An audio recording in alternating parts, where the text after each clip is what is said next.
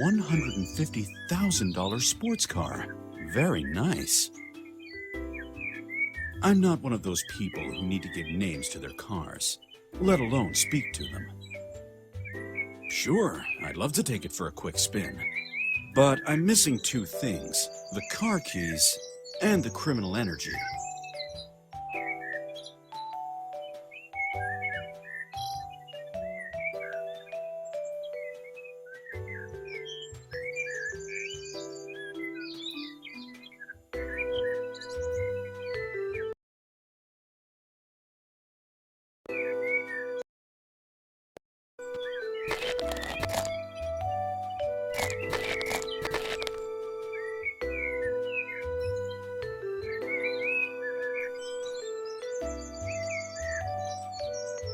A massive door made of rare wood.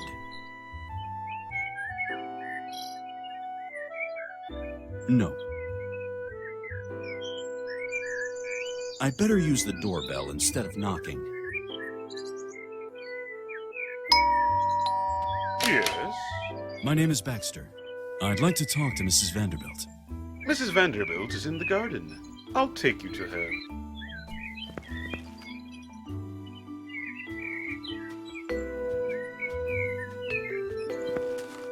She looks very calm considering recent events. Her little doggie seems to be more excited than she is.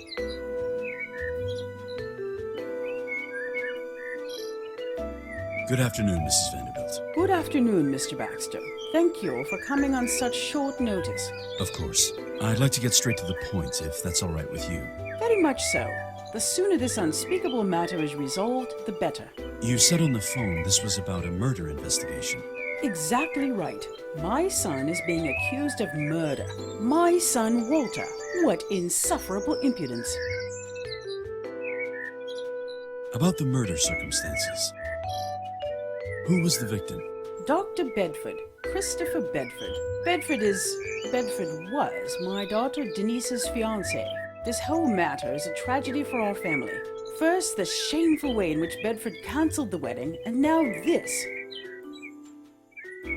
Where and when did the murder happen? The police said Bedford was found dead in his practice yesterday morning. The murder must have happened the night before. Who found the doctor? His receptionist found him in the morning, they told me. A somewhat dim-witted little thing. No sense whatsoever of aesthetics and colors. What exactly happened? I didn't ask about the ghastly details, Mr. Baxter. I was only told that Bedford had been slain. Slain? Beaten to death. Horrid, really. And the police have the audacity to accuse my Walter of being able to do something like this to another person. I think I've heard enough about the murder. You sound like you're convinced of your son's innocence. 1,000%. It is incomprehensible to me how anyone could ever accuse my Walter of murder. He is a highly respected member of the community and has never done anything wrong. This is all an outrageous effrontery. Has Walter exhibited any strange behavior lately? No, Walter's behavior was downright normal, nothing extraordinary. He even made the best out of the given circumstances. What circumstances? Well, a week ago, Bedford dissolved the engagement with my daughter. And this after the both of them had planned the wedding for half a year. The shame of it. What was his reason for canceling the wedding? Well, he never gave a reason. As if there could be any reason for such a disgrace. My poor Denise was devastated and heartbroken. And now this. What was Walter's reaction to the wedding cancellation? Well, he was furious, of course. What an outrage. My Denise abandoned, his sister, the family honor trampled underfoot, and all that in front of the entire family. The disgrace. Walter was forced to raise his voice and reprimand the doctor for his impudence. Did Walter threaten the doctor? Mr. Baxter, you must understand. This impertinence, this effrontery in front of the whole family. The ungrateful Bedford reduced us to the laughing stock of the community. He soiled Denise's name as well as the family honor. I see. If Walter threatened anybody, then it was only in the heat of the moment. Thoroughly understandable, I think. What was the content of these threats? Nothing really menacing, and I don't intend to repeat it either. How fast a thoughtless word can slip from a heated mind, and Walter had every right. Has Walter gotten violent before? What are you hinting at when you say before, Mr. Baxter? Walter is not a violent person, let alone a murderer. Just to hear that word in connection with my son, absurd. How well did Walter and Dr. Bedford know each other? Well, they hardly knew each other at all. I always had the impression that Bedford stayed away from the rest of our family on purpose. It was almost as if he wanted to steal our Denise away from us. But surely he couldn't avoid you all that time he was with your daughter. Of course not. But I always had the feeling that Bedford avoided the public eye, just as if that man had something to hide. What has Walter told you about the incident? Well, the truth, of course. He said he didn't have anything to do with the murder, and he was even more surprised than I that he's being accused. Unfortunately, I didn't have any further opportunity to speak to him. The police refused to let me talk to him. Unbelievable. Where was Walter at the time of the murder? I don't know. You should ask him about that in person. Well, enough about Walter. Please, tell me about Dr. Bedford. I notice that you keep referring to the doctor as Bedford. Please excuse my asking so bluntly, but I'm getting the feeling that you don't think very highly of the doctor. I don't want to talk badly about Bedford, especially now that he's not alive anymore. But I admit you're right. What did you have against Dr. Bedford? The man was always a bit fishy, very close-lipped and withdrawn. His constant excuses to stay away from official family business shed a bad light on our name. I honestly don't know what Denise saw in such a man. What kind of doctor was Dr. Bedford? He was a plastic surgeon with his own practice. Sounds like he was very successful. Moderately successful, I'd say. But I have to hand it to the man. He had a talent for plastic surgery, but he wasted his gift entirely and only accepted patients from Los Angeles. Exclusively from around here? Exactly. He could have had international success with just a little bit of promotion. If he didn't engage in any promotion, then how did he get any patients? That, Mr. Baxter, is a very good question. He saw and selected his patients only in person. How successful he could have been. I've never understood what my Denise found so fascinating about a man who sells himself under value. Do you know if the doctor had any enemies? The sad and embarrassing truth is that I hardly know anything about Bedford, Mr. Baxter. I don't know anything about his friends and acquaintances. Unfortunately, I've never had a chance to meet his family either. Bedford had been an orphan since early childhood. Enough about Dr. Bedford. Why have you contacted my agency? First of all, I'm highly disappointed by the police effort. If you can call such a measure of incompetence and indifference effort. So the police are satisfied with their main suspect? That's right. I'll need to have a word with the chief of police. Fortunately, Brent is an old golf partner of my late husband, God bless him. Ah, yes. Furthermore, your agency was recommended to me by a dear friend, Martha Stockman. Ah, I remember. The Stockman case. How is Mrs. Stockman these days? It's Miss Meadows again. After the results of your investigation, she divorced her husband, of course. Sad story, really. Indeed. I'll be going then. Please inform me of your progress, Mr. Baxter. And money is no object here. The only important thing is that you prove Walter's innocence.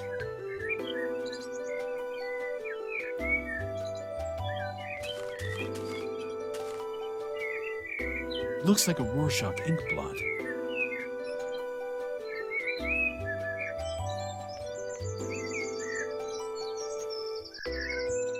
I have no use for modern art. Looks like the box is almost used up. I don't need any tissues right now. Besides, I don't want to take them from her. She seems sad and despaired, but there's a beautiful face hiding underneath all the tears. Good afternoon, Miss Vanderbilt. Hello, Mr. Excuse me. My name is Baxter. I'm a private investigator. Your mother hired me to clear up the circumstances of Dr. Bedford's death. Chris? Oh my god, Chris. how are you? I can't believe all this. Chris is dead. Oh God. My dear Chris. And Wally's in custody. This is all a nightmare. About Dr. Bedford. Did Dr. Bedford have any enemies? I don't know. No, I don't think so. Had there been anything unusual about Dr. Bedford's behavior lately? Yes, Chris had been acting strange all week. He wasn't himself. Not the man I knew. The engagement... We were engaged, and... he called it off. Chris let me down. But my Chris would never have done such a thing. I don't understand. What was the reason he gave for the separation? Reason? He said it would be better for me. He didn't say anything else. No reason and no hint. Nothing at all. I still don't understand all this. Wally was so furious. So furious. And now Wally is... oh God. Please, calm down, Miss Vanderbilt. If your brother is innocent, I will find out and free him. If Walter is innocent, there is no question about it. It's self-evident. We are talking about my son Walter, a Vanderbilt. Thank you. Thank you, Mr. Baxter. Had Dr. Bedford always stayed this long in his office? Chris often stayed late to prepare for upcoming surgeries, or attend to some accounting. But he always told me. He never stayed late without my knowledge. Did he notify you this time too? No, he was this busy all week. Now that you mention it, it started a few days before he called off the engagement. Chris missed appointments. He excused himself from dinner every evening. And finally, he disappeared into his practice altogether. Until... my God. Could Dr. Bedford have been waiting for a patient that night? I don't think so. Chris never saw any patients that late. How long had the two of you known each other? It had been almost 4 years now, and we were engaged for half a year. Until last week. Is it possible that another woman... Mr. Baxter, that is outrageous. Pardon the question, please. But I have to consider every possibility if we want to get ahead on this. Yes, No, I understand. No offense taken. No, I don't think there was another woman. Then again, Chris was so different over the last days. Like a complete stranger. I'm not sure about anything anymore. Enough about Dr. Bedford. A few questions about Walter. Can you imagine any reason why your brother would murder Dr. Bedford? Wally didn't take it too well that Chris announced our separation so surprisingly, and in front of the whole family. Everyone was so surprised. I still can't believe it myself. Everything went so fast. Wally became enraged. He cursed Chris, and threatened him too? yes, but he didn't kill him. No, surely not. Not Wally. Do you know where Walter was at the time of the murder? No, I don't know. Has your brother become violent before? Mr. Baxter, my Walter is not violent. Wally does have a bit of a temper. He is very proud, my little brother. Now that Daddy isn't around anymore, he's the head of the family. He is very keen to keep our reputation clean. And he'd always get very angry if someone dragged our name through the dirt. And he's always trying to protect me. But Wally wouldn't murder anyone. No, Wally wouldn't do that. Not my little brother. Enough about Walter. Thank you very much for your time. I don't want to disturb you any longer. I'm disturbed. Yes, Yes. Goodbye.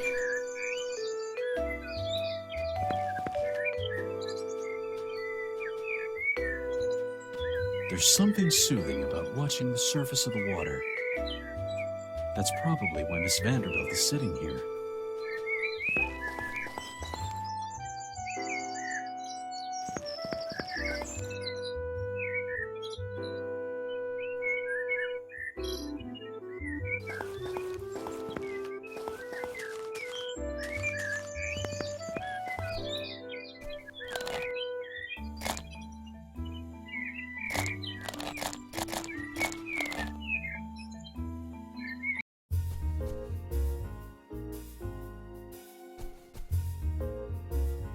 Miss MacDonald is Dr. Bedford's receptionist. Unfortunately, it was her who discovered the doctor's body. I hope she recovers from the shock. Still, you never forget something like that.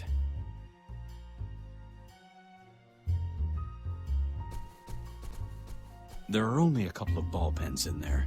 Miss MacDonald must be keeping the rest of her writing materials in the drawers.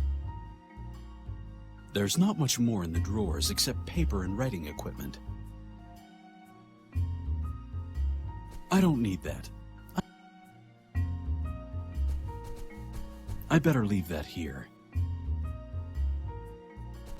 There's something very calming about the ascending air bubbles and gurgling water. Perfect for a doctor's waiting room, unless he's a urologist. This certificate is issued to Dr. Bedford. It authorizes him to practice as a physician everywhere in the States. I don't need that. A certificate from a certain Professor Langdon of Harvard Medical. It says that Dr. Bedford was among the top 5 students of his class. This must be the cabinet where the patient files are kept. The drawers are locked. Never Again Topless. The hat collection for the sophisticated lady. Checkmate for Mother Nature. How new facelifting methods cheat age. Bling bling woof woof. Which diamond collars are a perfect fit for your little darling. Only fashion magazines and style guides.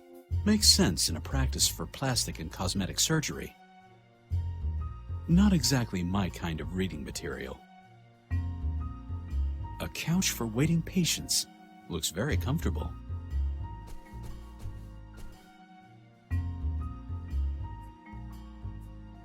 The file cabinet's open and has obviously been ransacked. Bills, prescriptions, no patient files. Guess they must be kept in the reception area. Except for the prescription blocks, there's nothing of value in the cabinet. Or if there was, it's already been taken.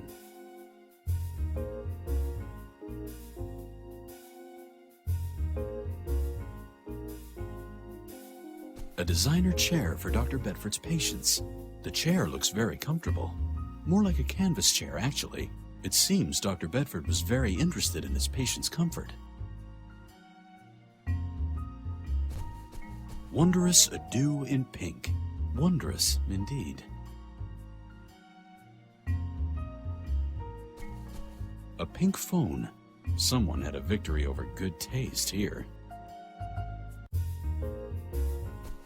There's a bit of glitter and a picture of a rainbow on the paper. Very strange. Its playful style doesn't fit in with the rest of the clutter.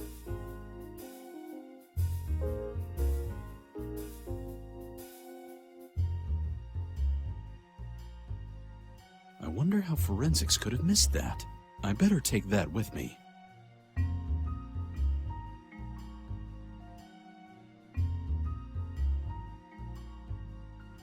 So, this is where the doctor came to rest after he was hit in the head.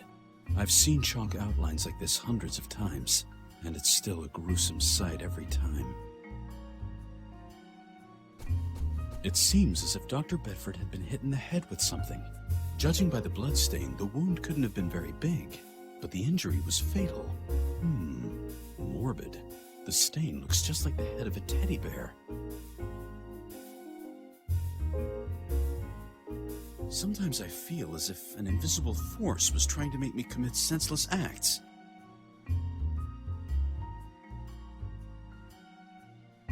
This is the piece of paper that was lying next to Dr. Bedford.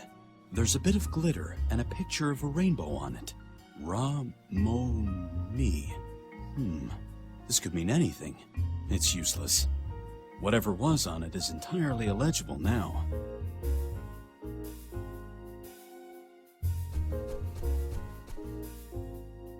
The door's locked and undamaged. I doubt I'd find anything in there that would help me.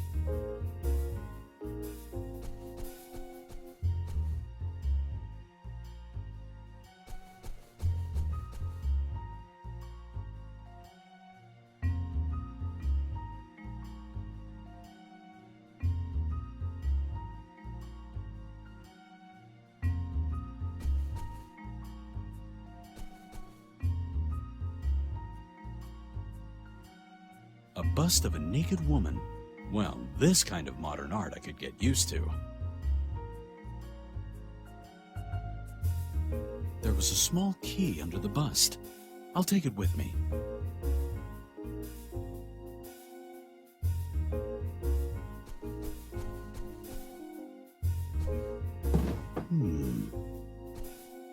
I don't know what exactly to look for. I'd better close the cabinet for now.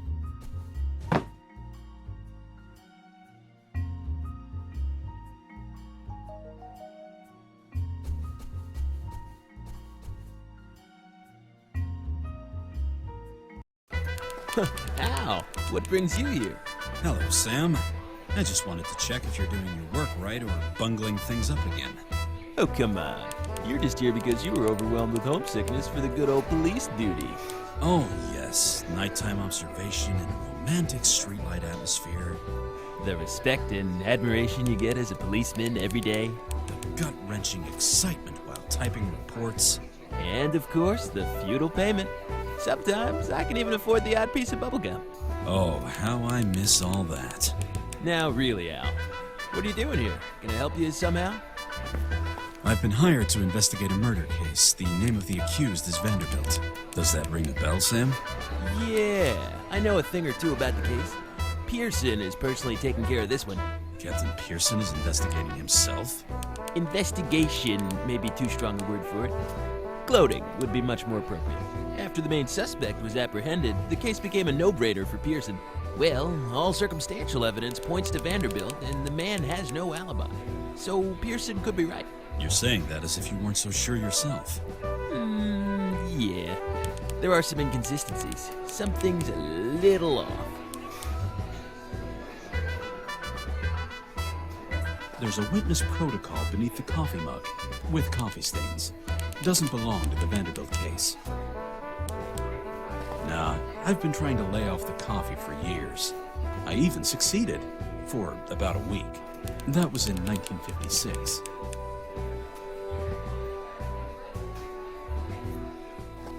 Ah, a cop's most vital nourishment comes right after coffee. I'd grab one, but I've stopped ever since I became a private investigator.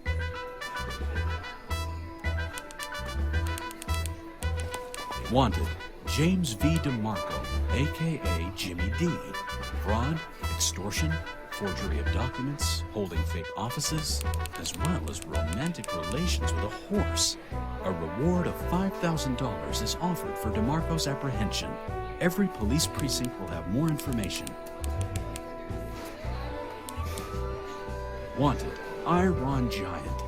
Vandalism, breach of nighttime peace, destruction of public property, repeated resistance of police authority, responsible for a blackout as well as bite marks in numerous vehicles. A reward of $18,000 is offered for Giant's apprehension. Every police precinct will have more information. What would I do with that? I'm not a bounty hunter. What would I do with that? I'm not a bounty hunter. This old photo shows the whole department from 1957. That was shortly before I decided to become self-employed. In fact, back then, Sam used to look good. Hey! I have the exact same picture at home. Inside the showcase are the handcuffs which were worn by the infamous Scott Farley upon arrest. Farley was one of the most successful art thieves in the 30s. Captain Pearson used to be fresh out of the police academy and very proud to be around when they caught Farley. He's still telling the story even today, whether you want to hear it or not. Captain Pearson would rip my head clean off if I took those. A young officer. I used to be as dutiful as he is. Hello, officer. Good afternoon, sir. I need to enter the holding cells. Are you related to the accused, sir? No. Then you'll need personal approval by Captain Pearson to enter. Listen, I did duty here for 25 years. I was questioning suspects before you were even born. I'm sorry, sir. I can't let you through. Not without authorization. Captain Pearson's orders. How long have you been working here? 3 months, sir. How do you like working in the force? Just trying to do my job and fulfill my duty, sir. Aren't you getting bored with watch duty? Wouldn't you much rather have a coffee or... I'm just following orders here, sir. Please understand. I gotta go. Goodbye, sir. I'd grab one, but My old partner, Sam. Sam's old typewriter. The same one for 15 years. He'll never part with it, even if he retires someday. Hey, Sam. Hey, Al. So, how's it going? Ugh, don't even get me started. Can you tell me anything about the Vanderbilt case? Bedford was found dead in his office yesterday morning around 8 a.m. by his receptionist. According to the medical examiner, Bedford was hit by a massive object in the back of the head, somewhere between 10 o'clock and 11 p.m. the night before. The outer window of the practice was broken, and Bedford's office had been ransacked. Has anything been stolen? We don't know for sure yet. Bedford's assistant is still in shock, but a strong box from his office cabinet has been found empty. Everything looks like a break-in that escalated. Up to that point, that is. When we questioned Bedford's assistant, it became evident that Walter Vanderbilt threatened the doctor. And we found Walter Vanderbilt's fingerprints all over the crime scene. Enough evidence for the captain. That's right. Anything else? Not for now. Oh, I almost forgot. Here's a photo of Bedford in case you need it. Thank you, Sam. How's your new partner doing? It's going well. We've become quite a good team. We did have our communication difficulties and coordination problems in the beginning, but Bobby proved to be very adaptive. Like a doggy. Sam, can you help me talk to Vanderbilt? I'm afraid I can't do that, Al. I'm sorry. Pearson has introduced a strict visitation policy. No exceptions. Only relatives of the accused and his lawyer may speak to him. Everyone else needs special authorization. I'll be going then, Sam. Take care, Al. Don't be a stranger.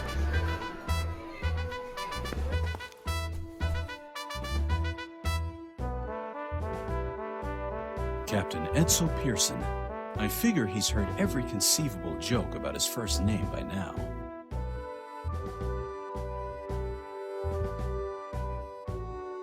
It's an article from 1959. LAPD captain wins a dog show. This year's American Poodle Breeder Association Gold Cup rests firmly in the hands of Mr. Edsel Pearson, captain of the LAPD. Pearson, a prominent figure on the poodle scene, has managed to impress both the jury and other breeders with Lab Rocket, as he calls his thoroughbred poodle. Huh. Certificate of... We hear fortunate. An extract from Doggy Poo magazine. It's about sophisticated techniques of dog coiffure. In my opinion, perms for dogs are on the same level as animal cruelty, not to mention the poor mutt's sheer humiliation. Pearson's heavy oak desk. A few years ago, it was buried under a mountain of poodle statues. I wonder what happened. New office regulations? Lost interest and moved on to other dog races? Right. As soon as he's not looking, I'll quickly grab the desk and walk out of here. Captain Edsel Pearson, my former superior. Hello, Captain. Baxter, what brings me the displeasure? What can you tell me about the Vanderbilt case, Captain? You? Nothing. Captain, I'm investigating for the mother of the accused. You're not investigating at all here. That's still our job. The Vanderbilt murder is a police matter alone. Sir, I'm not so sure that Vanderbilt is the right guy. The evidence and my instinct tell another story. I've been a detective long enough to... Exactly. You have been. But you chose to throw away your career to become a hired snoop. How is your career faring, actually? Well, Forget it. On second thought, I don't even want to know. Vanderbilt is guilty. The facts speak for themselves. And the investigation is none of your business. Is there anything else you want to harass me with? I need an authorization to enter the holding cells. And I need some aspirin for the headache your continued harassment causes me. Are you related to the accused? No. Then you'll need an authorization from a relative to be allowed to visit the accused. Here, have this sign. And now get out! Gotta go, sir. Then get out of my office!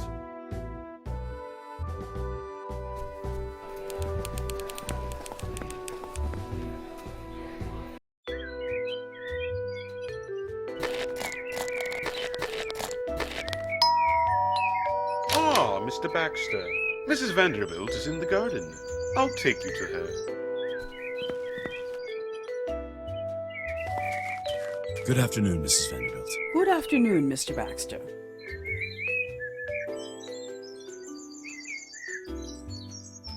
About the murder circumstances.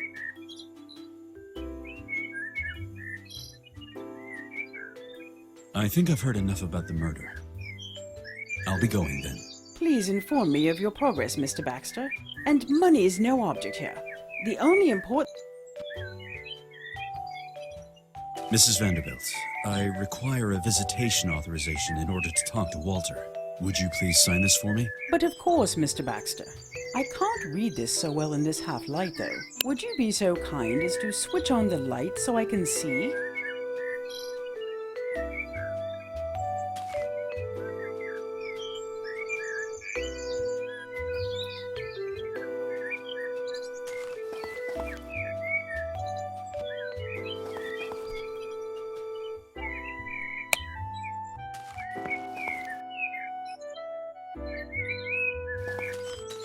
Mrs. Vanderbilt, I require a visitation authorization in order to talk to Walter. Would you please sign this for me? Of course.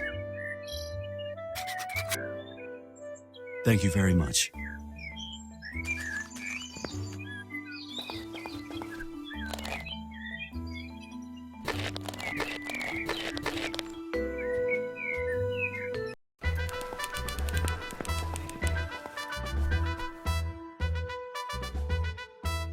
Here is the authorization with Mrs. Vanderbilt's signature on it. Can I talk to the accused now? Ugh. Fine by me. Do what you must. Here, show this to McMahon at the entrance to the holding cells. And now, get out!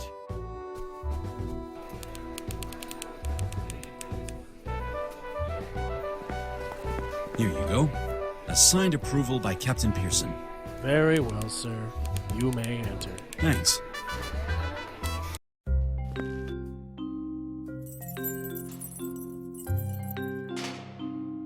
Looks like somebody mopped up around here. The water in the bucket is mixed with some chlorine agent. Smells like an indoor swimming pool.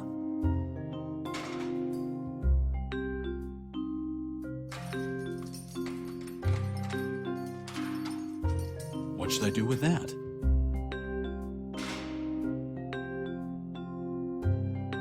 Walter Vanderbilt. Instantly recognizable. Hello, Mr. Vanderbilt. Did Roy send you? Who is Roy? Roy Lieberman, my lawyer. And who are you? My name is Baxter. I'm a private investigator. Your mother hired me to help you.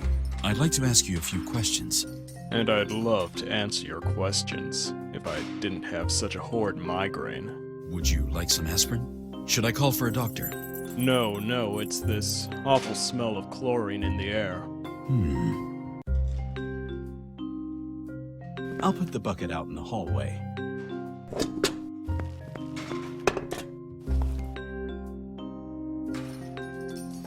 Hello, Mr. Vanderbilt. Mr. Baxter? What can you tell me about the murder of Dr. Bedford? Nothing. seeing that I wasn't there when it happened. So you insist on being innocent? Of course I insist. Mr. Vanderbilt, it's my job to help you. But I can only help you if you tell me the complete truth. No omissions. No distortion of the facts. I'm very aware of my situation, Mr. Baxter.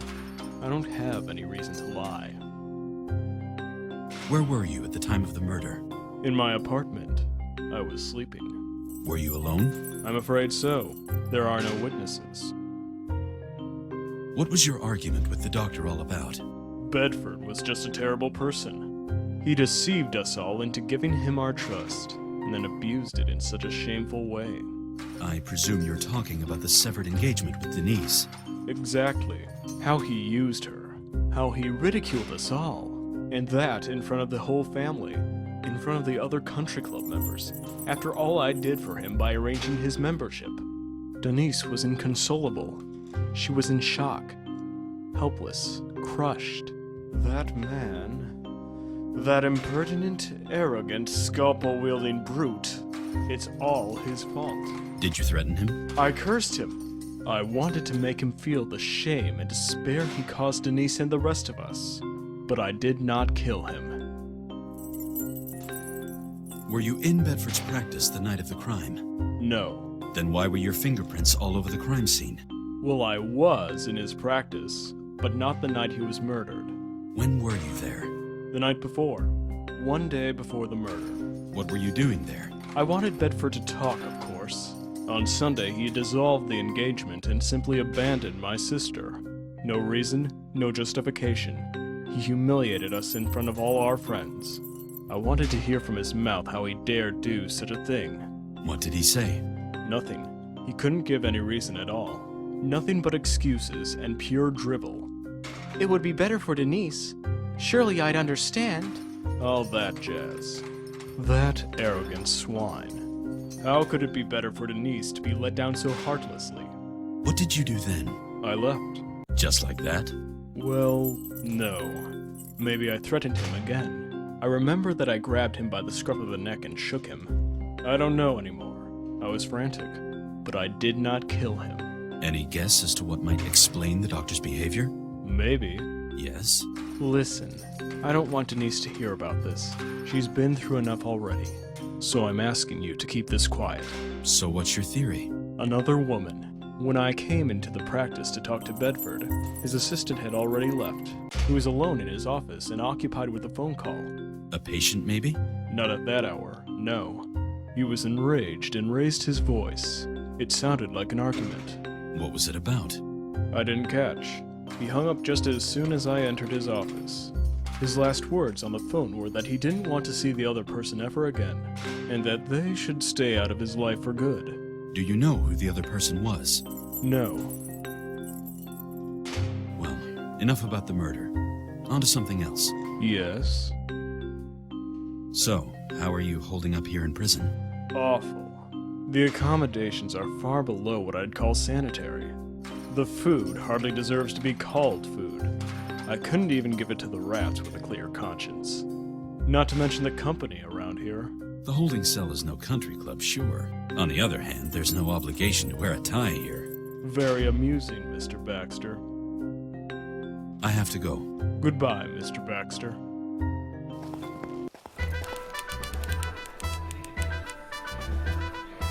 Hey, Sam. Hey, Al.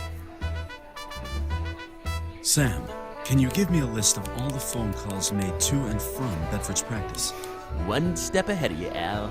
As always, here's a list of all phone calls over the last few weeks. These are just the area codes, though. It'll take a while to get a complete list of numbers with associated persons. Thanks, Sam. I'll be going then, Sam. Take care, Al. Don't be a stranger.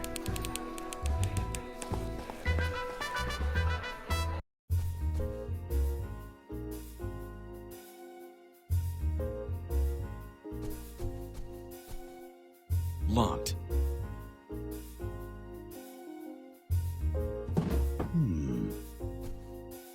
All of Dr. Bedford's patients apparently came from the Los Angeles area, and all from within a radius of about 30 miles. except for Mrs. Farrow, who resides in Las Vegas. She's the only one who's not from Los Angeles. Las Vegas. According to the list, the doctor repeatedly received calls from Las Vegas just before his death. What's more, the calls came in at very late hours. This can't be a coincidence. I should have a closer look at this Mrs. Farrow. I'd better take her file with me.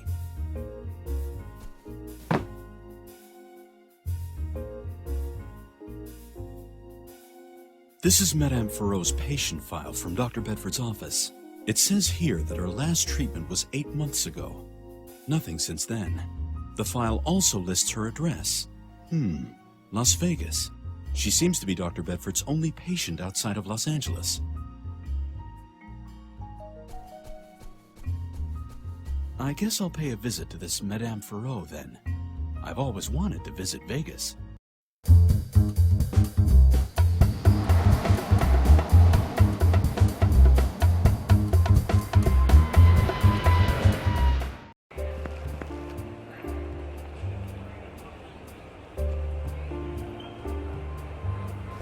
The lockers here don't have any keys, only combination locks.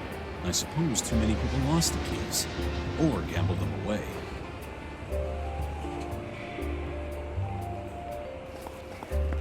Public phones. These here actually work, which makes them rare specimens of their kind.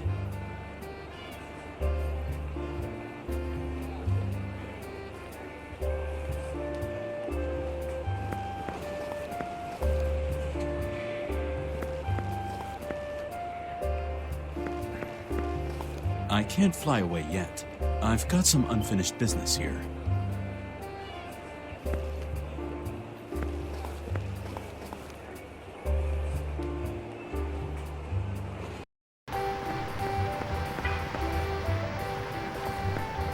Tonight, Madame Farrow and her very charming dance troupe, plus the annual blackjack tournament, chock-a-block program. The Royal Flush presents Madame Farrow and her enchanting troupe of dancers. Let her breathtaking vocal power blow you away.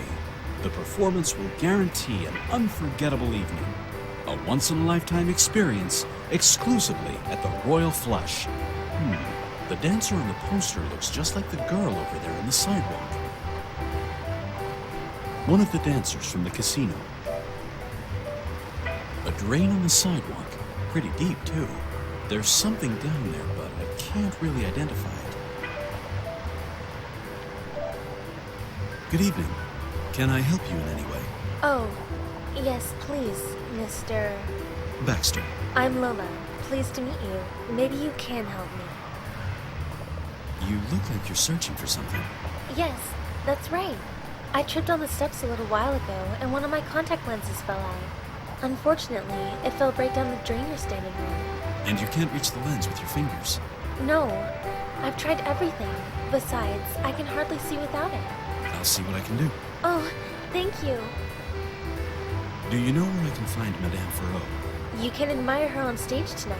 Oh, I hope I find my contact lens before then. I'd like to talk to Madame Farrow in private. Do you know where I can find her? She has a suite right here at the hotel, but you'll probably have to wait until after the show. Madame Farrow usually doesn't receive visitors so soon before a performance. I gotta go. See you later. See you later. Who is this Louise that's calling all the time? She's my accountant. He reminds me of someone.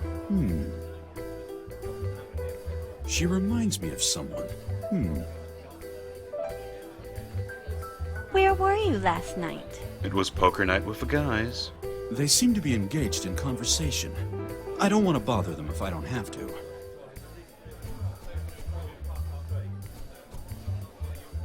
You gave that waitress's derriere quite a good look. I was looking at the menu. She just happened to be standing there. The concierge of the hotel part of the casino. Good evening. Bonsoir, monsieur. I'm here to see Madame Farrow. Très bien, monsieur. May I reserve 2 seats for you, or will you be without company? Oh, no, I meant I want to talk to Madame Farrow. I'm afraid that won't be possible, monsieur. Madame Ferraud does not give autographs. I don't want an autograph either. I need to speak to her in person. It's urgent. Madame Ferraud is in her penthouse preparing for the show. She will not receive any visitors, monsieur. If you speak to her assistant, you might get an appointment next week. How do I get to the penthouse? You don't, monsieur. Our luxury suites are only accessible by elevator and only with a special key. I'm afraid you'll have to make an appointment with Madame Ferraud. May I borrow the elevator key for a moment? No, monsieur, that is out of the question. Behind you, a three-headed monkey. I can't believe this. You better believe it. Look behind you. No, I meant I can't believe that you would resort to using such an overused cliché, monsieur.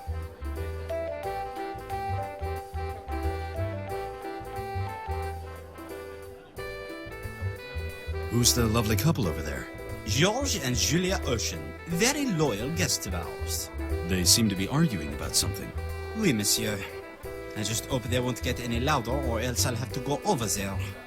Please do not get me wrong, I have high regard for the Oceans, but I would not want to trade places with Monsieur Ocean. Madame Ocean is very jealous. A breathtaking woman with a great temper. Even the slightest suspicion and she'll explode. I see. Goodbye. Au revoir, monsieur.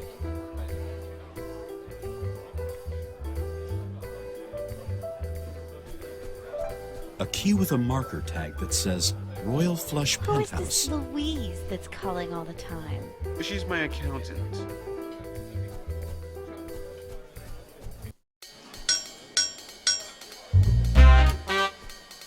Firecrackers. I assume these are put into the slot machines so the eventual winner gets a light show.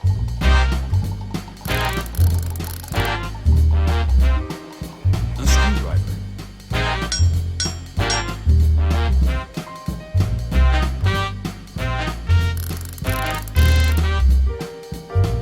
The arm from the one-armed bandit the workman is working on.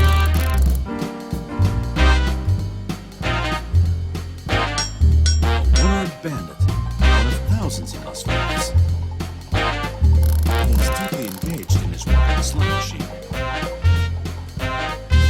I'd better leave him to his work. Let's see. I'll throw a quarter in.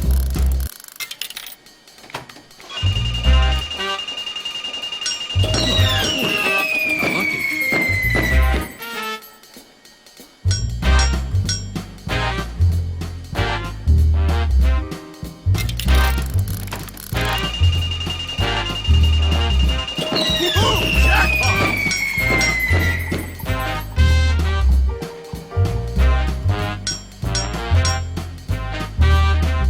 Where were you last night?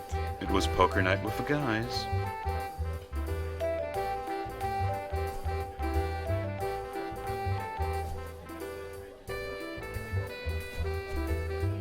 Where were you last night? It was poker night with the guys. They seem to be engaged in conversation. I shouldn't bother them if I don't have to.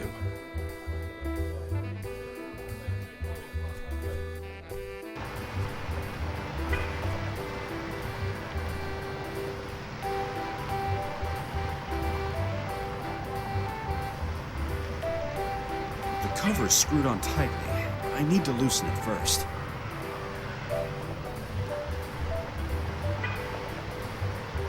There, all the screws are loose now.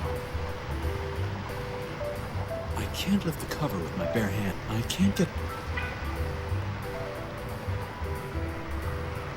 Yeah, I could lift the cover with the hook-shaped arm from the one-armed bandit. I see something sparkling down there. Could be a contact lens. I got it! The lens has become quite dirty down there. I better put the cover back on. I better put the tools back before anyone misses them.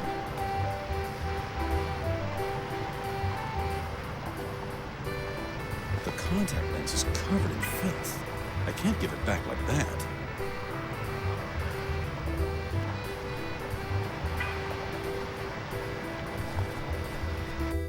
Could you have gaped any more obviously at the dancer outside? I was looking at the performance posters, dear.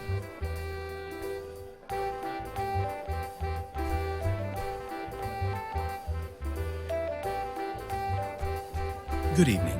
Bonsoir, monsieur. Would you happen to have a tissue for me? Of course, monsieur. Voila. Thank you. Goodbye. Au revoir, monsieur. Perfect. The contact lens is clean now. And what about Rosalie? She's my mother.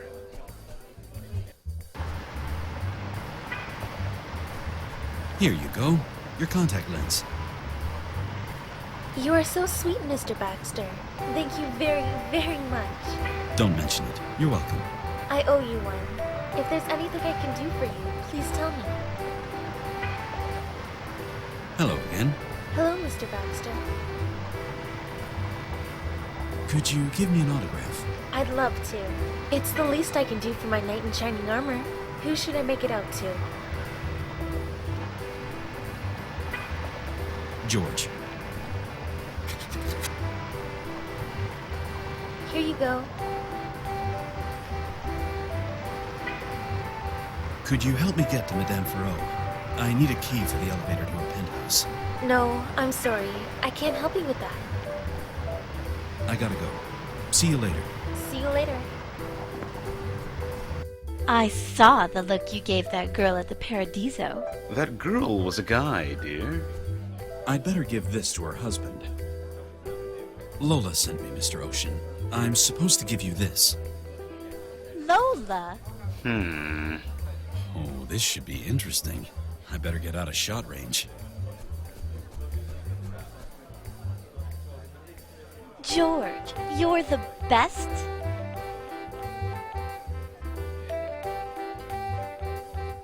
You filthy macho pig! I knew it! I knew it all along! I don't even know this Lola. Don't you dare lie to me! Mon Dieu. Madame, monsieur, please calm down. How could you? But Shut up! I'm talking!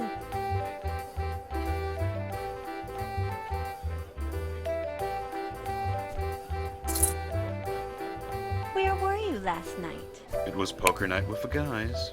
Madame, monsieur.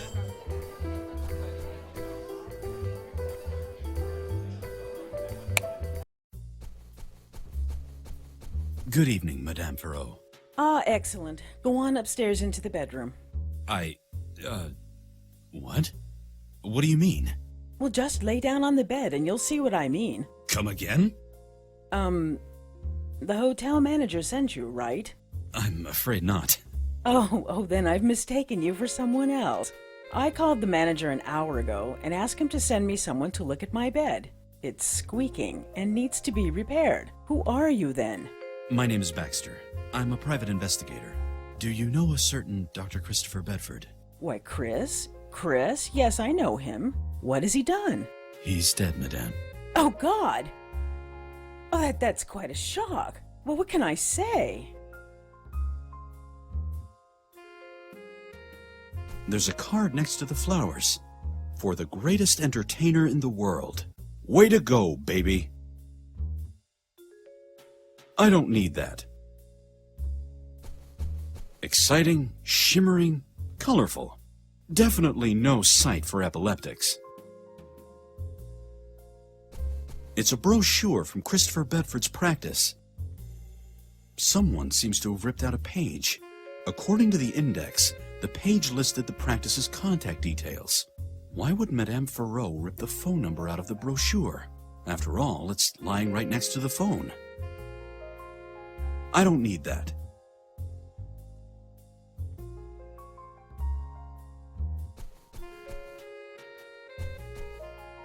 The painting is called The Red Monkey. Looks more like a squirrel to me.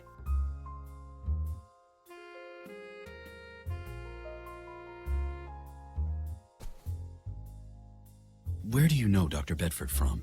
Chris is my surgeon for special needs. You mean plastic surgeon? Well, beauty doesn't come from surgery, darling. Beauty comes from inside. But sometimes you have to give it a little encouragement. Who gave you those flowers over there? You are quite inquisitive, Mr. Baxter. That's my job, madame. Chris gave me those flowers. He brought them to our second evening together. Quite unusual for a surgeon to bring his patients flowers, especially if he lives so far away. Chris and I met here in the lobby by coincidence. Well, that must have been about a week ago. What was he doing in Las Vegas? He said he had some business in the casino. Somehow Chris seemed different from how I remembered him. Different how? Well, at first he didn't even react to his own name and hardly recognized me. It was just as if he'd never seen me before. I can't imagine anyone forgetting you, madame. Oh, Mr. Baxter, flattery will get you everywhere. But when he realized that I knew him, something must have clicked. He was so tough, so demanding an animal, completely different from how I knew him from his practice in L.A. He was ravishing, so strange, so new, so exciting. I completely forgot myself. Well, he wanted to see me the following night. We went out to dinner, he gave me flowers, and soon after that, we went to my penthouse and spent the night. When was the last time you saw Dr. Bedford? 2 days ago. He said he needed to go back to L.A. to attend to an urgent matter. Then he left quite quickly. Over the course of the week, he became cooler and more distant. I had the impression he had gotten all he wanted ever since I brought him to my penthouse. It seemed like I just didn't matter to him after that. I have to say, I was glad he was gone. Oh, that must sound terrible now. Of course, I'm not glad he's dead. How did it happen anyway? He was slain in his practice. Oh God, by whom? That's what I'm here to find out. Was there anything else that seemed unusual about Dr. Bedford? As I said, he was completely different. So secretive. He refused to tell me anything about his work. He also refused to say where in Vegas he was staying when he wasn't with me. Where were you the night before yesterday? Why, on stage in the casino, like every night. Why did you make a call to Dr. Bedford's practice so late at night? What are you talking about? Several phone calls were made to Dr. Bedford's practice late at night, all hailing from Las Vegas. Vegas is huge, Mr. Baxter. Anyone could have called. Anyway, I didn't. Are you sure? Very. The last time I called Chris was a couple of months ago to make an appointment. After that, I only saw him in person. Thank you for now. There's a card next to the flowers. For the greatest entertainer in the world. Way to go, baby. I don't need that.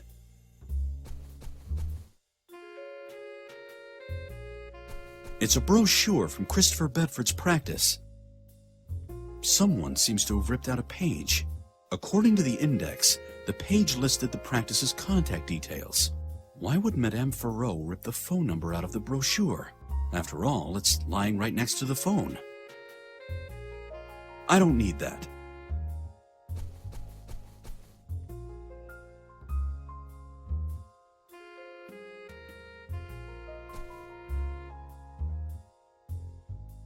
Thank you for now.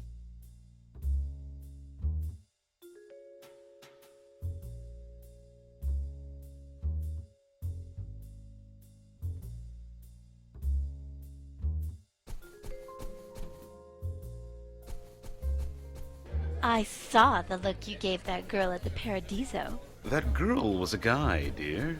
Madame,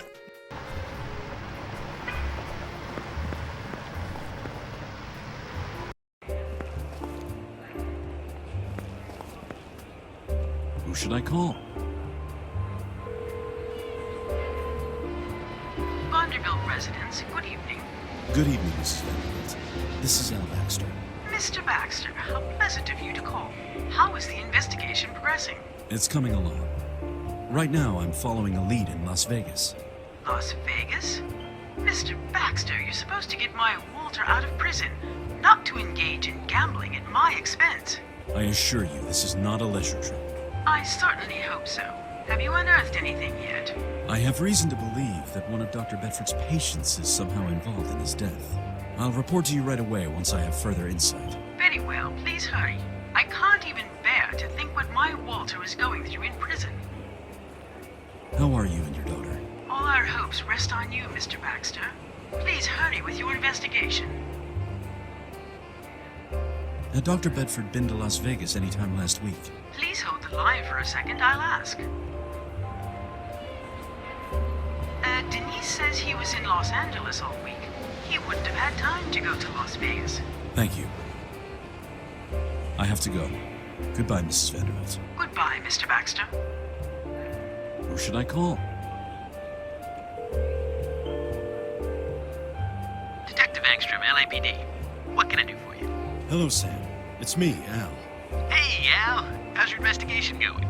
I'm making good progress. Thanks to the phone call list you gave me, I discovered a hot lead in Las Vegas. Las Vegas, huh? You lucky devil. Always ending up in the most exciting places. Why can't your lead take you to Alaska or the Sahara for once? Are there any new developments? Nothing that you would be interested in, no. As if you knew what I would be interested in. I've known you for 20 years now, Al. I might even know you better than you know yourself. Have you gotten the exact numbers and addresses of the phone calls? Actually, I do. Finally. What do you need? Do you have the Las Vegas number that made calls to Bedford late at night? Wait a second. Here. 555-2371. 1954. It's the Rainbow Motel, just east of Las Vegas. Is that the only number from Las Vegas? Yes, the only one I have here. Thanks, Sam. I gotta go. See you, Sam. See you later, Al.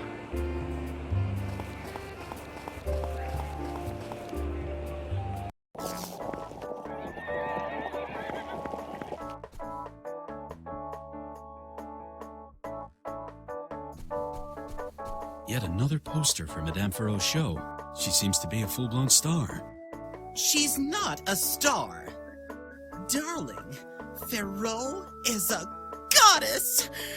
I've seen her fabulous show 12 times already. Oh, the things I would do for an autograph. Why don't you go and get one? Ferrot doesn't sign autographs, and she makes no exceptions. Hello. Hi, darling. My name is Baxter. I'm a private investigator. I gathered that much. How so? Darling, gray suit and stress lines? Oh, you must either be a salesman or a private dick. And you don't have a suitcase full of merchandise, so that leaves just one option. My name is Jose, by the way, but all my friends call me Chi-Chi. Okay, Jose. Everybody is Chi-Chi's friend, honey. Okay. Chi-Chi. Did anyone by the name of Bedford check in here last week? No. Are you sure? Absolutely sure. I never forget a name. I'm even better at remembering faces, especially when they're as cute as yours. Are you sure there was no guest by the name of Bedford here? I already told you, darling. Men never listen. I gotta go. Ciao, darling. Come back soon. Do you recognize this man? Yes, that is Mr. Lloyd, room number 36. Lloyd, huh? When did Mr. Lloyd check in here? He arrived 2 weeks ago and hasn't checked out since. His belongings are still in his room. I'd like to have a look around in room number 36. It's not that simple, darling. Mr. Lloyd is still renting the room, and he's a very loyal customer of ours. It's an emergency. Whatever I find in Mr. Lloyd's room could decide the fate of an innocent man. We're all guilty of something, darling. Is there any way I can change your mind? If you're talking about money, honey, then no. Chi-Chi is not for sale. Would you let me into Lloyd's room if I managed to get you an autograph from Madame Ferrot? Honey, if you do that, the room key won't be the only thing you'll get from me. I'll bathe you in my eternal love and gratitude. The key will do just fine. I gotta go. Ciao, darling. Come back soon. Excuse.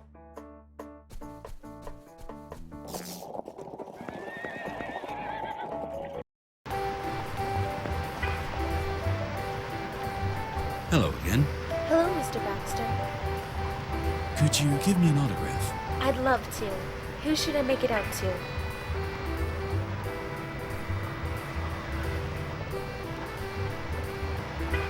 Chi-Chi. Here you go. I gotta go. See you later. See you later.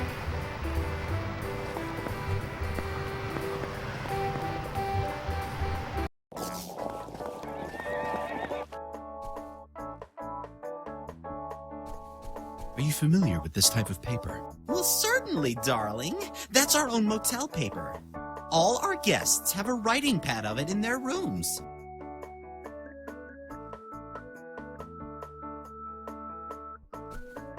Here, an autograph by Madame Ferrot herself. Darling, I might not be a rocket scientist, but I'm not stupid. Ferrot didn't sign this. This is just a worthless sheet of paper with a kiss on it.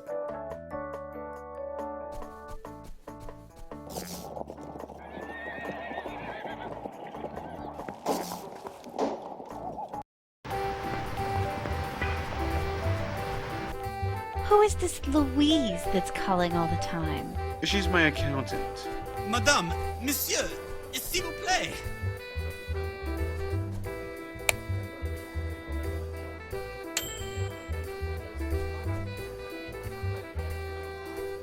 I need the key. I was looking at the menu. She just happened to be standing there.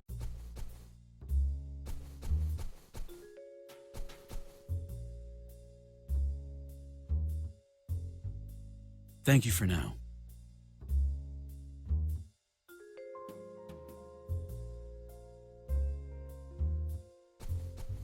Sometimes I feel as if...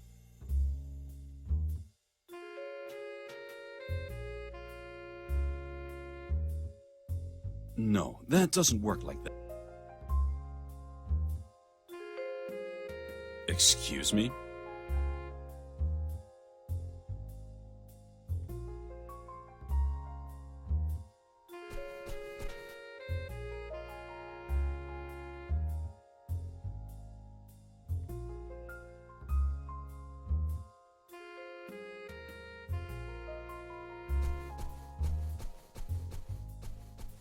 You gave that waitress's derriere quite a good look. I was looking at the menu. She just happened to be standing there. Madame. Hello again. Hello, Mr. Baxter. Could you give me an autograph? I'd love to. Who should I make it out to? Chi-Chi. Here you go. I gotta go. See you later. See you later. And what about Rosalie? She's my mother. Madame, monsieur, s'il vous plaît.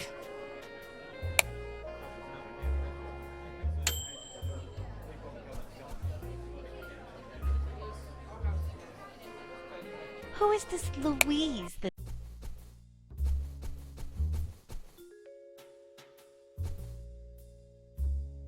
Would you sign something for me, please? What exactly? A written statement for your testimony. Oh, well, of course.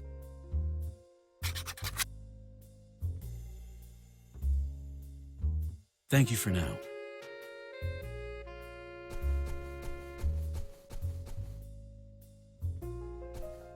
Could you have gaped any more obviously at the dancer outside? I was looking at the performance posters.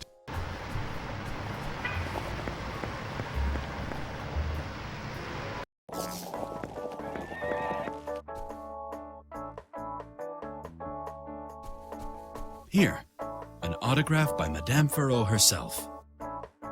Oh, it's her! Madame Ferrot's handwriting, my goddess! With a personal dedication to me? How on earth did you get this, darling? I'm afraid that'll stay a secret between Madame Ferrot and myself. Oh, you cheeky monkey. How can I ever repay you? A massage, maybe? How about the key to Lloyd's room? Why, certainly, darling. Anything for you. Here. Thanks. And you're sure you don't want a massage?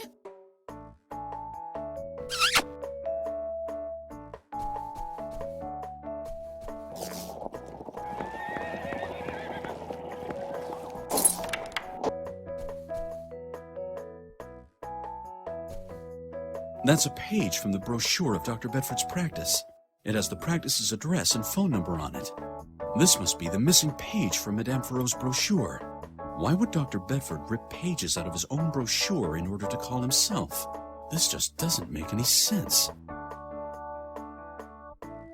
The suitcase of our Mr. Lloyd is still lying on the bed. Apparently he left in a hurry, or only intended to be a short trip. If it was Dr. Bedford who posed as Mr. Lloyd, then he won't mind any more if I have a look inside. What have we here? Plane tickets from New York to Las Vegas, used 2 weeks ago, and a return ticket to New York, which is dated for next week. Business cards, issued to Giorgio Castafiore, owner-manager of the Vava Voom bar in New York City. I wonder what Dr. Bedford was doing in New York. And what is his connection to this Castafiore guy? I should fly to New York and follow the lead to the Vavavoom bar. Oh, there's more here. A writing pad with the motel's own paper. I'll take that, too.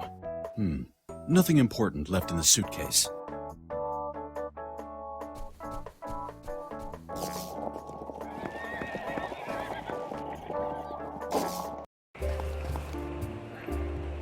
I'd better have a look at this Vavavoom bar in New York, then. Maybe there I'll find out what Bedford's deep, dark secret was.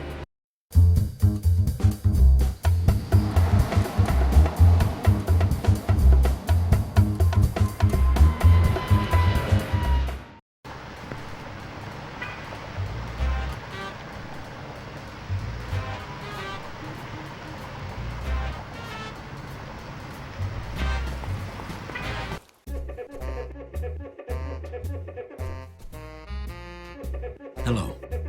What's your poison? Martini? Bloody Mary? I'm not here for the drinks. I have a few questions. Do you know a Dr. Christopher Bedford? Never heard of him. Are you sure? I don't remember every patron's name.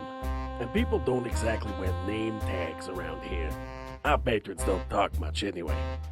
You might want to take a leaf out of their books. Do you know a Giorgio Castafiore? Joe, of course I know him. What's your connection to him? He's the owner of the Vavavoom. I'm the barkeeper at the Vavavoom. You do the math. I have to go.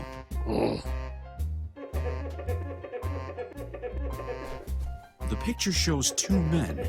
The one on the right looks like Dr. Bedford without his glasses. The caption reads, Joey and Uncle Johnny, 1958. Uncle Johnny? Do you recognize this man? That's Joe. Joe? Joe Castafiore? He owns this bar? Are you sure? Take another look. Mister, of course I'm sure. You see the photo over there on the wall? That's Joe. What do you want from him anyway? It's about a matter in a police investigation. I can't divulge any details at this point.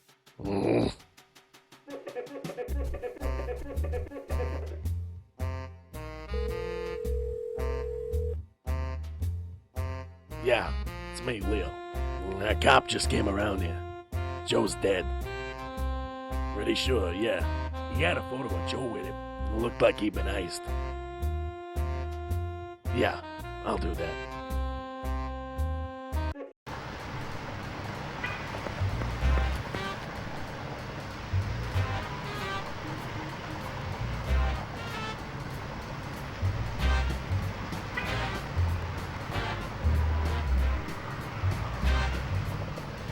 New York, New York. It's a hell of a town. The Bronx is up and the Battery's down. I'm not done here.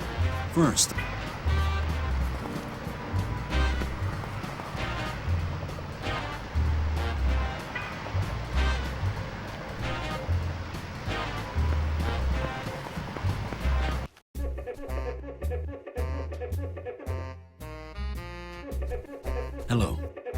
When was the last time you saw Mr. Castafiore? Haven't seen him in a while, which is not unusual, seeing as Joe is hardly ever around anyway. Doesn't he have to take care of the bar? Sex sells. Business takes care of itself and not half-naked girls dancing around. Where can Joe usually be found? He travels a lot. Never know where. Listen, it's not my job to monitor his life. That's what he's got a wife for. Oh? Do you know where I can find Mrs. Castafiore? Over in Jersey. Newark, I think. I have to go.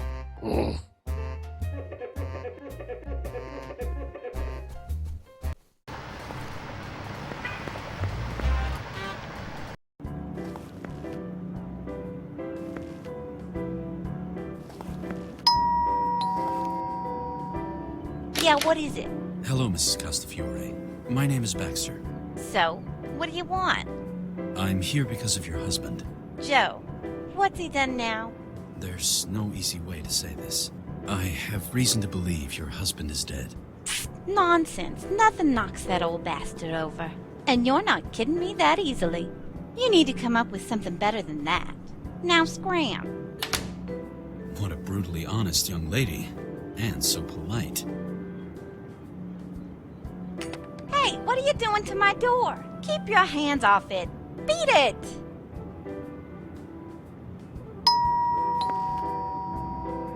Yeah, what is it? I assure you that your husband is dead, Mrs. Castafiore. That's why I'm here. To ask you a couple of... Pshaw, don't even start. Joe ain't dead. You'll have to prove it. I'll believe it when I see it. Oh, I have a... Beat it!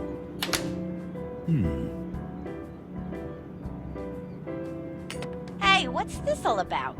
I don't want your stinking flyers. You can shove that where the sun don't shine. Look closer at the picture, Mrs. Castafiore. Joe? Is that Joe? That's right. That's your husband. The police took this photo post-mortem. So it is true. The old fool did get himself killed after all. I have a couple of questions, if that's okay with you. Aw, it doesn't matter now anyway. Come in. I don't search through other people's... Well, not often anyway. At least not as long as Mrs. Castafiore is watching me.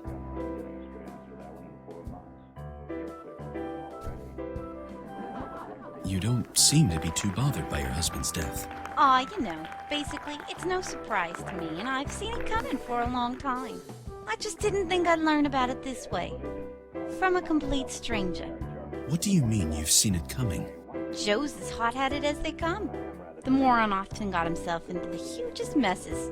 Most of the time, he'd barely managed to get out of them. This time, he apparently didn't. I always told him to keep his fingers off all this monkey business. You'd think he'd listen to me?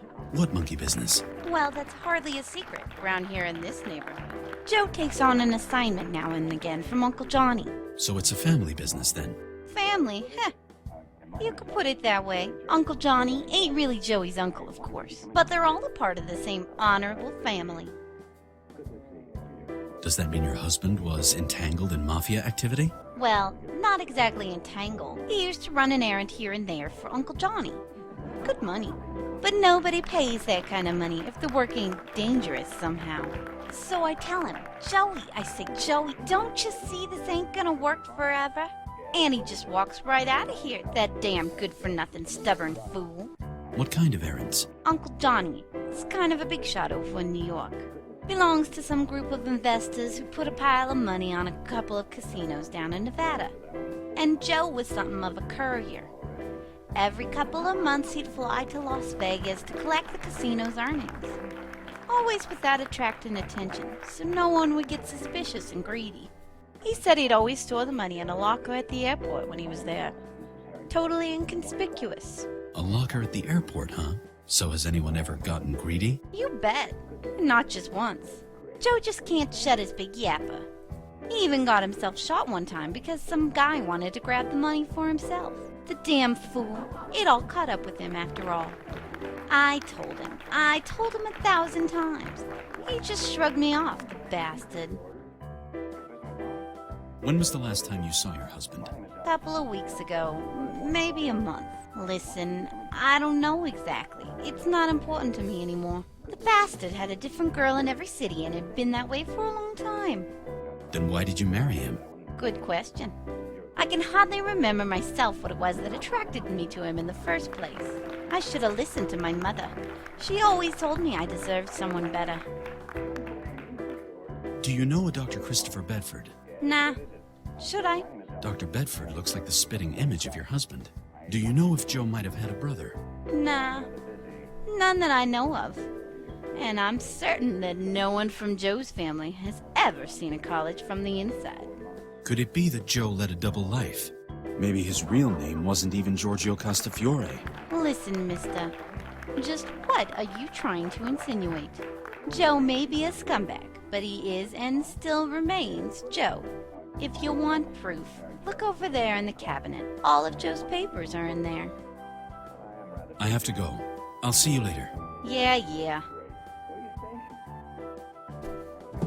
Grocery list, newspaper clippings, a diploma from a manicure studio. Aha! There's a birth certificate. Sure enough, Joe really is Joe. Or rather, Giorgio Antonio Castafiore.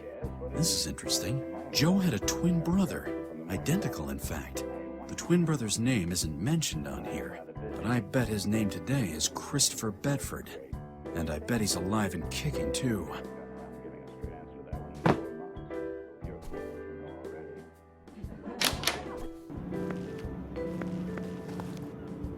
If the murder victim isn't Bedford but his twin brother Joe, then I need to find Bedford. I'm afraid it would take the police too long to track him down. Mrs. Castafiore mentioned a locker in Las Vegas that Joe frequently used. Maybe I'll find out more there. I have a hunch that this'll take me to Bedford.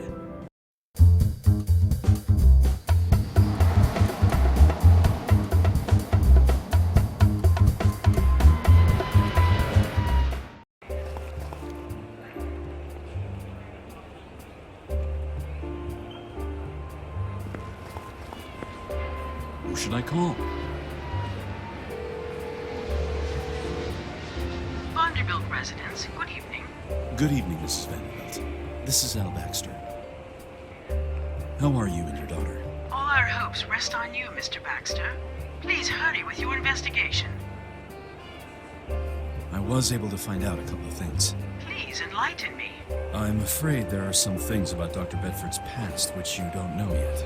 It would take too long to explain it all over the phone, and I'm in a hurry.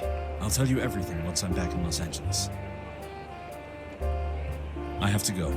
Goodbye, Mrs. Vanderbilt. Goodbye, Mr. Baxter.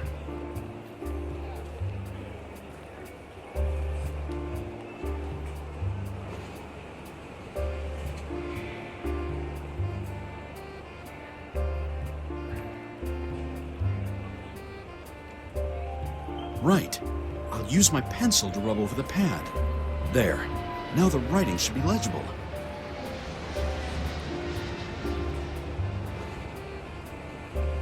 This is a writing pad from the Rainbow Motel. Exactly the same kind of paper that I found in Dr. Bedford's practice.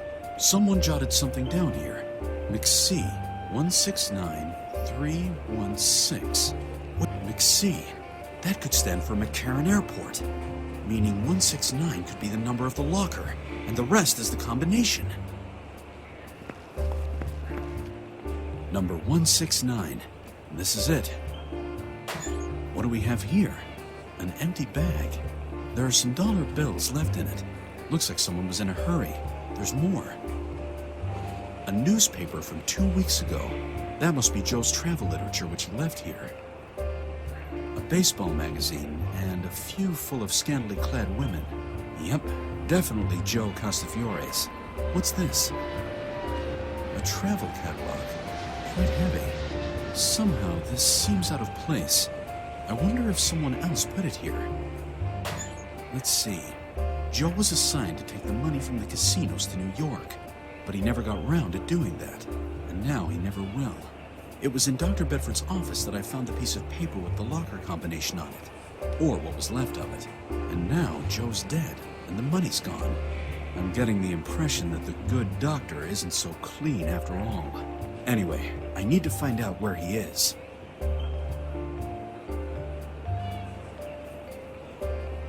That's the travel catalog from Joe Costafiore's locker. Pretty heavy. Pages 316 to 320 have been ripped out. On the very last page is the publisher's address and phone number. Who should I call? Up and Away Travel Agency. My name is Tiffany. How may I be of service? Hello, Tiffany. I have your current North American travel catalog here. Unfortunately, it's missing a few pages. We'd be happy to send you a new catalog right away, sir. Thanks, but it would be just as good if you could tell me what's on the missing pages. Certainly, sir. Which pages are you inquiring about? Page 316 to 320. A moment, please, sir. Ah, yes. Here. The enchanting winter world of Aspen. Plunge into the mountain's pristine beauty. Feel the adrenaline rush as you speed down the slopes.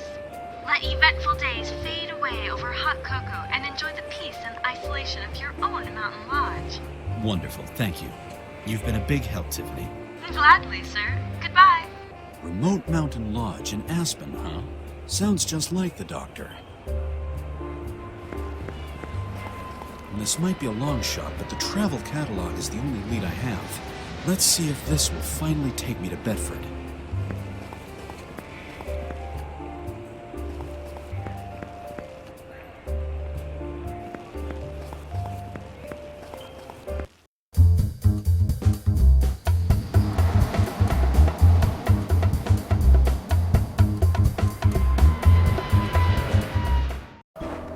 This should be it.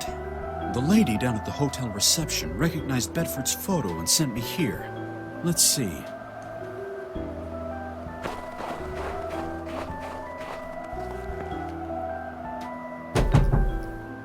Who's there? Denise sent me, Mr. Bedford. She's convinced of your death and very upset over it. Denise. Come in.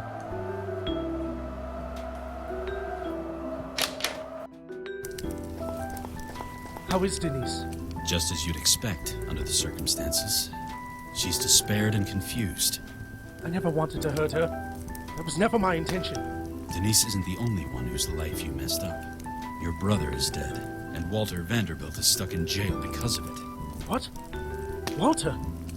What does he have to do with anything? The police think he's murdered you. Oh, that was never planned this way. Oh, God. None of this was planned. Everything got out of hand. Oh, God.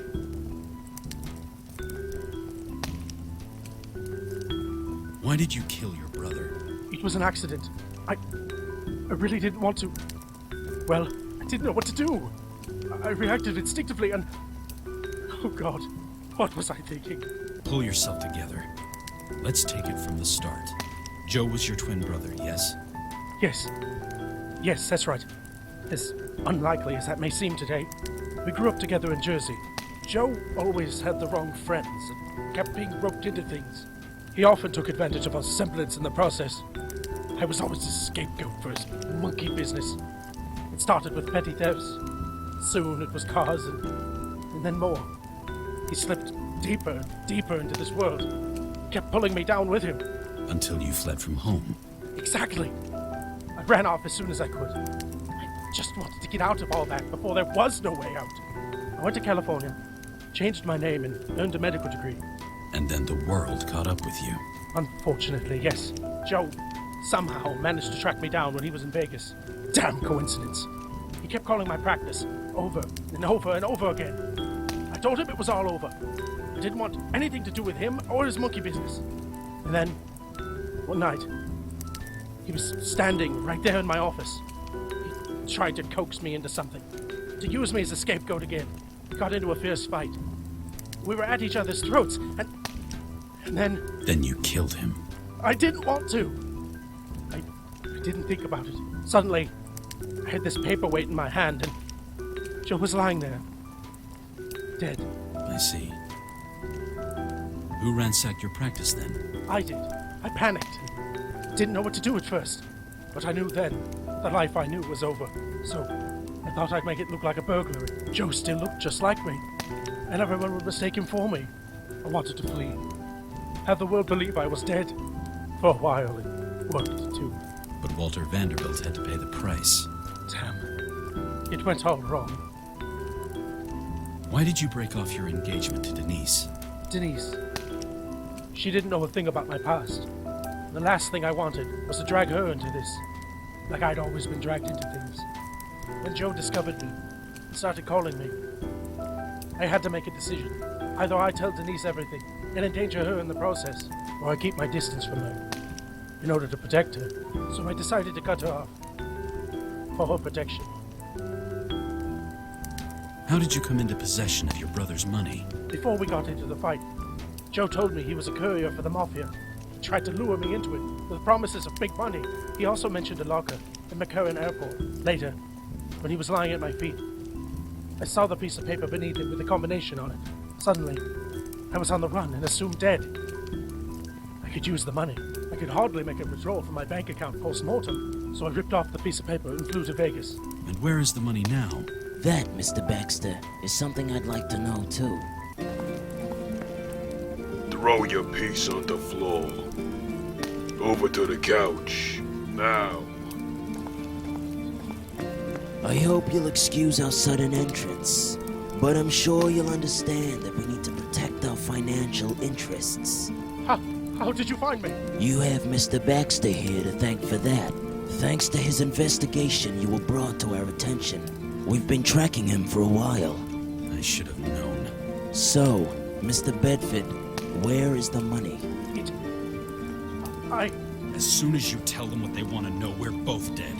Shut up! You'll both be dead if you don't stop talking. Gentlemen, please. I'm sure we can resolve this situation in everybody's best interest, without resorting to physical violence.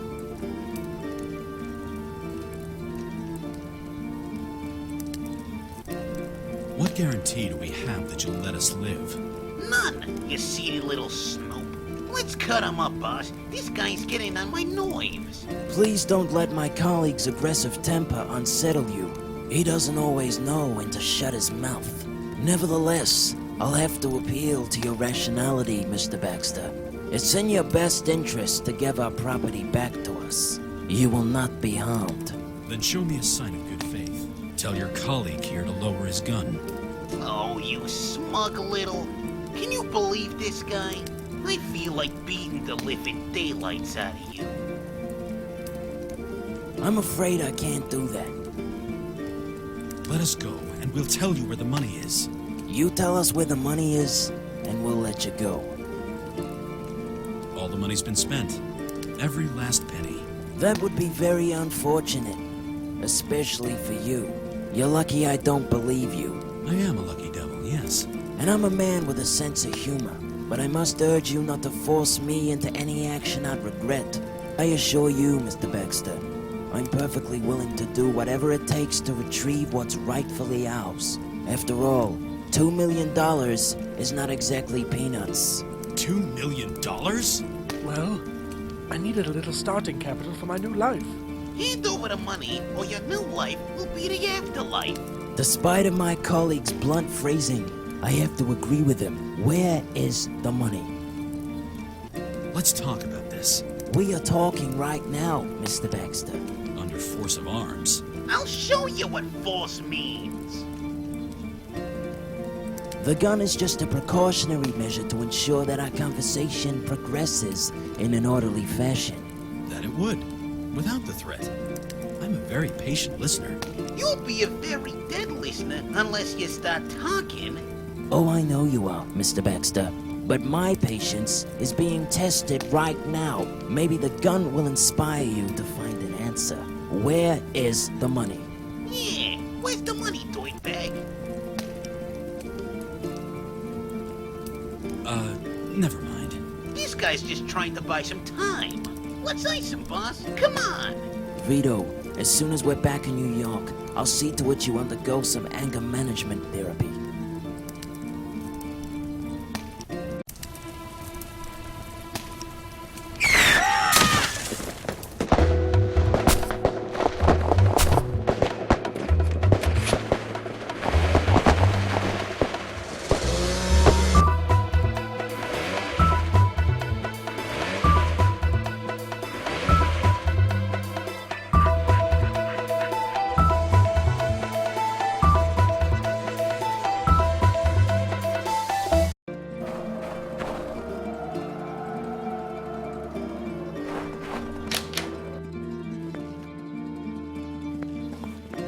Someone left a toolbox here.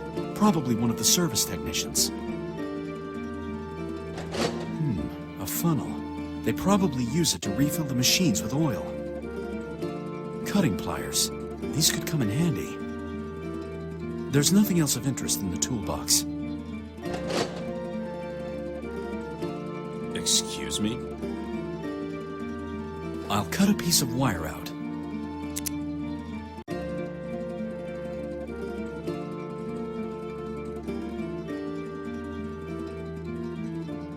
Maybe I can use the wire as a lockpick.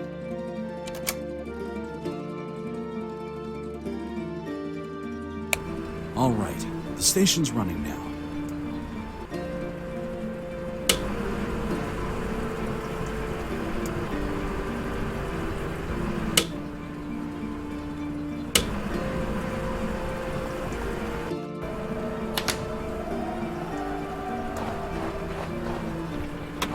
Come on, Doctor.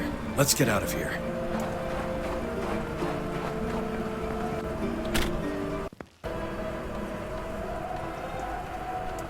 How are you? I just want all of this to end. It will soon. You do realize that I'll have to turn you over to the police when this is over. I know, but now the Mafia is after me. I'd prefer a jail cell to a cold death in the snow anytime. Besides, I'm sick of fleeing. I've been fleeing my whole life. It would be nice if all this stopped. I could finally get some rest, even if that would have to be in prison. I see. Do you think we'll make it? I'm working on it. What happened? Why did we stop? I'm afraid your pursuers caught up with us. Now that's trapped up there. Come on, let's get those bastards back down here. If I get a chance to lay my hands on them, I'll cut them open. Damn it! What do we do now? We need to get out of here somehow. There are emergency utensils in the box. The box is locked with a big screw nut and welded securely to the floor. I can't crack this open with my bare hands.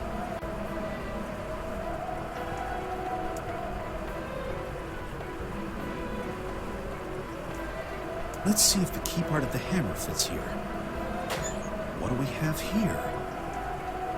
An oxygen mask. Oh, and a rope. Let's see if the key fits here.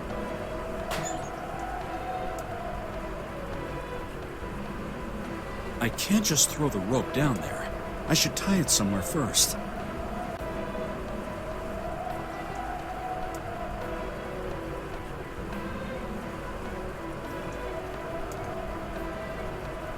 I cut off the mask. Now, only the tube is attached to the bottle.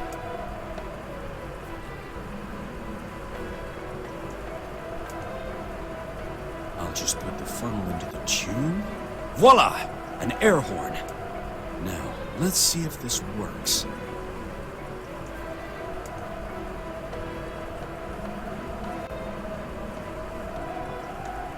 Maybe a heap of snow will cool down those hotheads in the valley.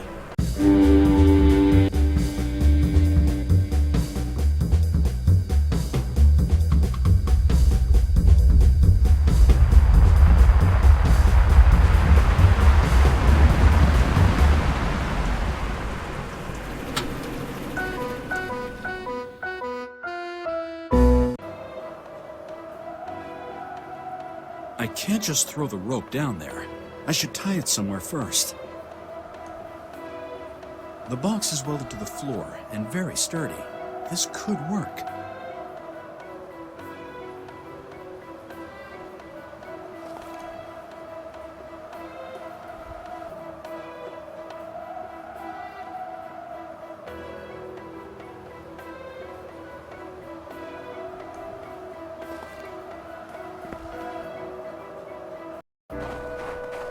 Well, Doctor, looks like you won't have to worry about these three anymore. But there are more of their kind where they came from. I'm afraid you'll never live in peace as long as you're in possession of the money. Not even in prison. just want all this to end. I don't even care about the money. I'm sure the FBI will be very interested to know where exactly the money is coming from. Who knows?